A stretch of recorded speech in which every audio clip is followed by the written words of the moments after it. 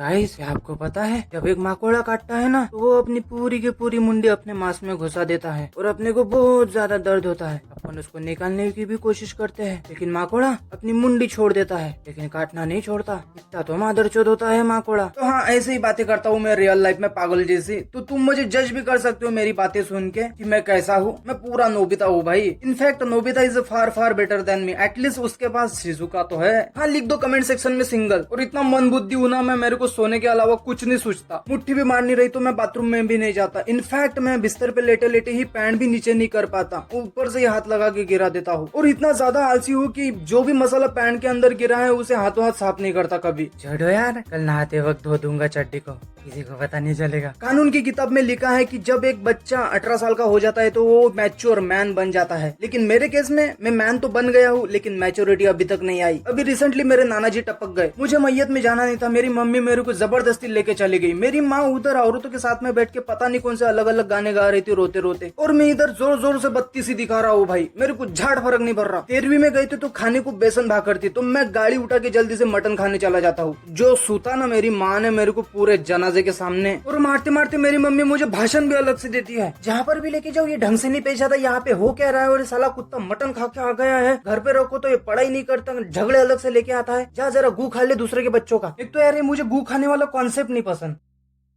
जिसकी भी माँ को देखो वो अपने बच्चों को दूसरे बच्चों का गू खाने को बोल रही होती है। अगर एक दिन सच में किसी बच्चे ने गू खिला दिया तुम्हारे बच्चों को तो जा गू खा ले उसका। ये ले रे भाई, खा ले गू। कितने प्यार से बोल रही है तेरी माँ। पढ़ाई के नाम पे दंगे होते हैं लोगों के घरों में। जैसे नोबिता के घर में होते हैं वैसे ही मेरे घर में भी होते हैं। Same to same. नोबिता के घर में पढ़ाई को लेकर झगड़े होते हैं, उसका रीजन समझ में आता है क्योंकि जापान के स्कूल्स बहुत अच्छे हैं, उसका एजुकेशन सिस्टम बहुत अच्छा है, वहाँ के बच्चे बचपन में ही पढ़ लिख के साइंटिस्ट बन जाते हैं, और सबसे जरूरी बात वहाँ की गवर्नमेंट पढ़ी लिखी है। लेकिन मेरे घर में क्यों झगड़े हो रहे हैं पढ़ाई को लेकर, उसका तो कोई रीजन नहीं है। हमारी तो गवर्नमेंट भी पढ़ी लिखी नहीं है, इनफैक्ट साइंटिस्ट जेल में है। इसीलिए मैं नोबिता हूँ, पढ़ाई में बिल्कुल मन नहीं लगता मेरा। पढ़ाई में पुस्तक सामने पड़ी दिखती है तो सुसाइड करने का मन करता है, आंखों में गर्म सिक्के डालने का मन करता है, किसी लड़की को प्रपोज कर जिंदगी बर्बाद करने का मन करता है, और घर में बैठे बैठे 3 PhD करी हुई लड़कियों जैसा दिमाग हो गया पूरा। नो कॉमन सेंस भाई। मतलब मुझसे लोग सवाल क्या पूछ रहे हैं और मैं उनको जवाब क्या दे रहा हूँ। No logic.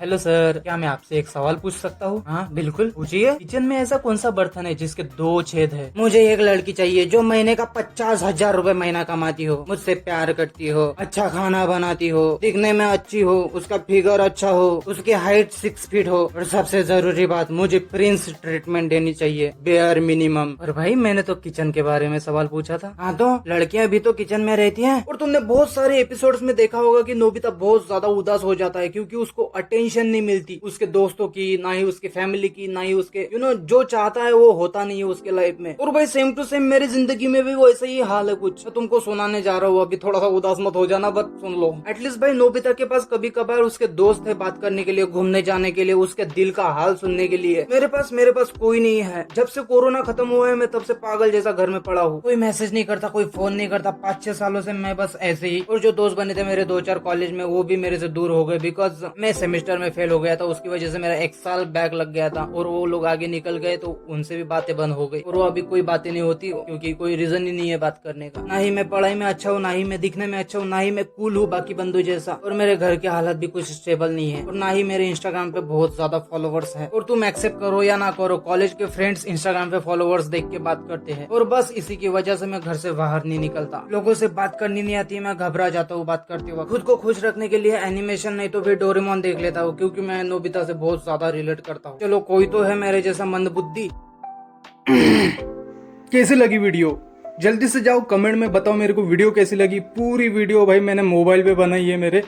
और सब्सक्राइब भी कर देना क्योंकि 600 सब्सक्राइबर जल्दी होने वाले। 30 ही सब्सक्राइबर बाकी है सिर्फ अपने। और कमेंट कर दो, लाइक कर दो, सब्सक्राइब कर दो, और इंस्टाग्राम पे भी फॉलो कर सकते हो तुम, लिंक डिस्क्रिप्शन में मिल जाएगा। Thank you for watching.